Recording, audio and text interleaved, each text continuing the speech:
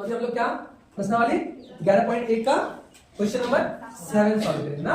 Question को समझो लेकिन बढ़िया से, वरना कुछ समझ नहीं आएगा।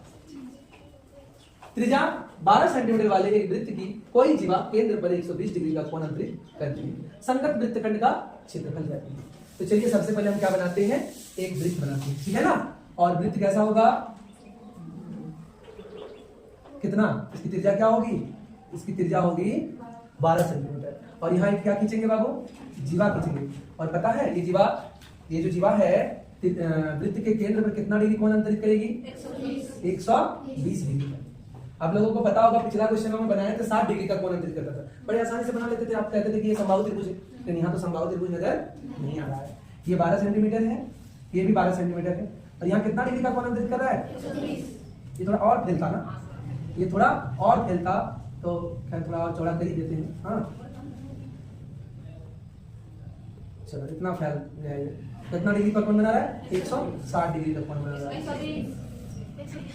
120 डिग्री का कोण बना रहा है, ठीक है। इसका नाम O देते हैं, ये 12 सेंटीमीटर, ये भी 12 सेंटीमीटर, और इसका नाम A देते हैं, इसका नाम B देते हैं, ठीक है जी। और इसका नाम क्या दे देते हैं यहाँ P, ताकि बता पाए कि त्रिज्यखंड OAPB है। और वृत्तखंड क्या है, वृत्तखंड क्या है, ये वृत्तखंड APB है ना, और त्रिभुज OAB है, ठीक है। चलिए तो लिखेंगे R बराबर कितना सेंटीमीटर, 12 सेंटीमीटर। थीटा कितना है, थीटा बराबर 120 डिग्री। चलिए थोड़ा सा यहाँ रचना करना पड़ेगा, क्या खींचना पड़ेगा, देखो रचना में क्या करेंगे, OM, क्या OM लंब AB, हमने क्या खींचा, OM लंब AB पर हमने लंब खींचे, बस इतना काम, ठीक है। तो देखो दो त्रिभुज बन गया, कितना त्रिभुज, दो त्रिभुज। अब ये जो दो त्रिभुज है इसको हम क्या दिखाएंगे, सर्वांशम दिखाएंगे। क्या दिखाएंगे, सर्वांशम दिखाएंगे। चलिए सर्वांशम दिखाने का काम शुरू करते हैं। तो लिखते हैं त्रिभुज OAM एंड त्रिभुज OBM, ठीक है जी।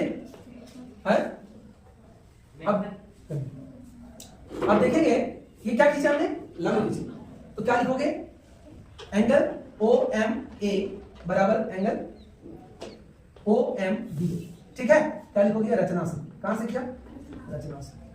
फिर हम क्या करेंगे, ये जो देख रहे हो आप 12 सेंटीमीटर और ये 12 सेंटीमीटर, ये दोनों त्रिभुज की क्या है, अभी तो वृत्त का त्रिज्या है, लेकिन दोनों त्रिभुज की क्या है, कर्ण है। वेरी गुड, क्योंकि 90 के सामने वाला भुजा है ना, क्या लंबा है। तो क्या लिखेंगे, OA बराबर OB, क्या लिखेंगे, एक वृत्त की त्रिज्या, क्या, एक ही वृत्त की त्रिज्याएं क्या होती है, हमेशा बराबर होती है ना। चलो और क्या है, एक साइड जो ये है OM दोनों में सेम है, मतलब उभयनिष्ठ, दोनों का काम कर रहा है। यहाँ क्या लिख देंगे बाबू, उभयनिष्ठ। समझ में आ रहा है ना, अभी पता चलेगा कि क्यों हम इसको सर्वांशम दिखाना चाह रहे हैं, ठीक है ना, क्या फायदा होगा सर्वांशम दिखाने। तो देखो तब हम क्या बोल सकते हैं, ध्यान देने वाली बात है कि इस त्रिभुज के ये वाला क्या है, सबसे पहले हमने क्या दिखाया, राइट एंगल यानी समकोण, दूसरा हमने दिखाया हाइपोटेनियस यानी कर्ण वाला, और तीसरा दिखाया साइड वाला। तो क्या हो जाएगा, RHS सर्वांग समता से, किससे बाबू, RHS सर्वांग समता से, क्या त्रिभुज OAM सर्वांग सम त्रिभुज OBM। बात समझ में आ रही, कोई दिक्कत नहीं, ठीक। ये टोटल कितना था, AOB, यहाँ कौन AOB है ना, टोटल 120 था। अब आपको पता चल गया, तो एक काम करिए, इस त्रिभुज का AM और इस त्रिभुज का BM क्या होगा, बराबर होगा। क्यों, सिपिसिटी, याद है सिपिसिटी, सिपिसिटी का मतलब सर्वांशम त्रिभुजों के संगत भुजा बराबर होते हैं, और संगत कोण भी बराबर होते हैं। संगत कोण कौन कौन है, AOM बराबर BOM, क्या है, बराबर होगा ना। अरे ये दोनों कितना, यार कुल मिला के कितना था, 120 था ना, लेकिन ये दो बराबर भाग पड़ गया ना, तो दोनों का कितना होगा, 60 होगा, ठीक है। चलिए ये भी सिपिसिटी, नहीं तो हम दिखाई देते हैं, लिख देते हैं कि angle AOM plus angle BOM equal to क्या, एंगल AOB। बोलो होगा कि नहीं, होगा कि नहीं, ये कोण और ये कोण मिलके पूरा बनाएगा ना। तो क्या लिखेंगे, कोण AOM और BOM की जगह भी AOM, क्योंकि बराबर है, बराबर ये कितना 120 डिग्री, ये पूरा कितना दिया है 120 डिग्री, यहाँ लिख दो, या AOB बराबर 120 डिग्री। हाँ तो क्या करेंगे बाबू, 2AOM इक्वल टू 120 डिग्री, इसलिए ए ओ एम बराबर कितना होगा 120/2। ए ओ एम कितना आ गया 60 डिग्री, और ए ओ एम यदि 60 डिग्री आया तो बी ओ एम भी 60 डिग्री ही होगा, क्योंकि ये बराबर है ना, ये भी 60 डिग्री, कोई दिक्कत नहीं। चलिए ठीक है, अब क्या करते हैं, ध्यान से सुनिए। हमने क्या करते हैं, एक काम करो, ओ एम को एक्स मान लो, यहाँ फिर से लिख लो, जगह बनाना है, माना ओ एम बराबर एक्स, क्या एक्स सुविधा होगा इसलिए। हाँ चलिए एक काम करते हैं, इस त्रिभुज का एक काम करते हैं, ये मान लेते हैं क्या है, आधार है, क्या ये आधार है, इसको क्या मान लेते हैं, लंब, क्या मानते हैं, लंब। एक काम करो, आधार यानी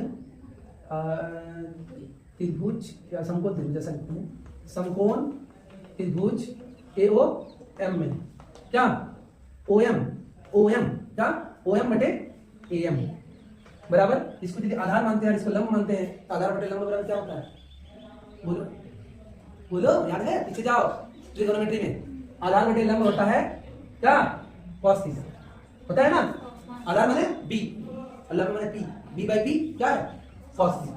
तो ओ एम कितना माने है एक्स ना, और ए एम क्या है, ए एम नहीं पता सर, ए एम पता है क्या, नहीं एक काम करेंगे, ओ सॉरी गलत किया हमने ना, सॉरी सॉरी सॉरी सॉरी, आप लोग भी गलत नहीं समझ पा रहे हैं, हम थोड़ा बता दें। इसको क्या मानेंगे, इसको क्या मान लेते हैं बाबू, बी, अरे ये तो बी है ना, एक्स लेना पड़ेगा, सॉरी आप लोग एक पल के लिए भी नहीं बोले, तो क्या करेंगे, ओ एम क्या है बी, और ये ए ओ जो है वो कितना है एक्स है, क्या है एक्स है, इसलिए क्या होगा cos थीटा होगा, क्योंकि cos थीटा बराबर क्या होता है b by x, sine theta बराबर बी बाई एक्स। हाँ तो यहाँ क्या करेंगे, ओ एम को एक्स मान लेते हैं, और ये जो ए ओ है वो कितना है बाबू 12 है, और cos कितना 60 डिग्री है, ये 60 डिग्री है ना, और ये क्या करेंगे x बराबर क्या हो जाएगा, सॉरी सॉरी x बटे 12, cos 60 डिग्री का मान याद करो, cos 60 डिग्री कितना होगा 1/2, 1/2, और इसको क्या करेंगे फिर क्रॉस मल्टीपल, या तो एक काम करो x को रहने तो ये भागा में हो जाएगा तो गुना में हो जाएगा, और ये कट जाएगा तो कितना 6x बराबर कितना आया 6 सेंटीमीटर, कितना सेंटीमीटर 6 सेंटीमीटर, ठीक है ना। चलिए तो ये x कितना आ गया 6 centimetre, cos 60 degree, sin 60 degree में होता है √3/2 cos 60, ठीक है। वही चीज इधर भी होगा, जो इधर की है वही इस त्रिभुज में भी होगा, है ना। तो एक काम करते हैं, इसको फिर से दोबारा थोड़ा चेंज करते हैं, अब इसको क्या मानते रहे P, AM बटे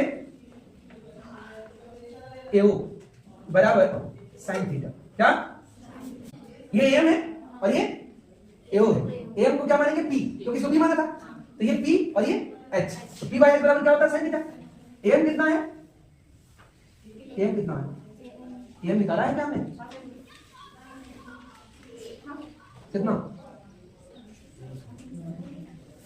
हमने तो AM निकाल के रखा है, हमने तो क्या, चलिए देखिए AM नहीं पता कोई दिक्कत नहीं, AO तो पता है कितना है 12 सेंटीमीटर, और ये साइन कितना 60 डिग्री, तो AM बराबर क्या होगा, या AM बटे 12 centimetre equal to sine 60 degree कितना होता है √3/2, ठीक है ना। लिखेंगे कहा, बॉडी भर गया, चलो इसको उतारो,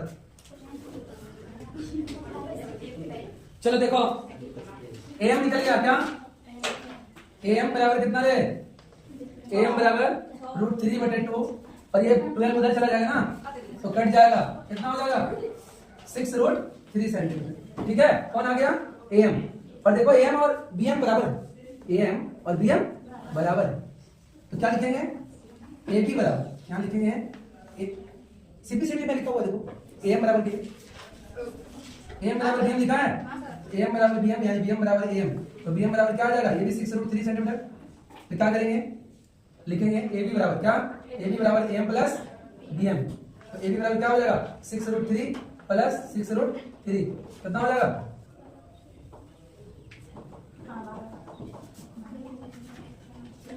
क्या बोले बोलो, AB बराबर 12√3 होगा ना, 6√3 और 6√3 12√3। चलिए अब एक काम करिए, क्या करिए इसमें उठाते हैं, ठीक है, बताना कौन क्या आया है ना, अब लिखेंगे यही तो वृत्तखंड का क्षेत्रफल निकालना है, यही वाला। तो लिखेंगे वृत्तखंड का क्षेत्रफल बराबर क्या लिखोगे? त्रिज्यखंड का क्षेत्रफल। क्या? त्रिज्यखंड का क्षेत्रफल घटा त्रिभुज AOB का क्षेत्रफल। ठीक है जी। क्या करोगे? लिखोगे त्रिज्यखंड OAPB का क्षेत्रफल क्या होगा? Pi r square theta 360 degree minus त्रिभुज OAB का क्षेत्रफल 1/2 आधार इंटू ऊंचाई। ठीक, चलो इधर बनाओ और आगे चलो। पाई का मान कितना लेने बोला है? 3.14। आर का मान कितना दिया है? 12 इंटू 12।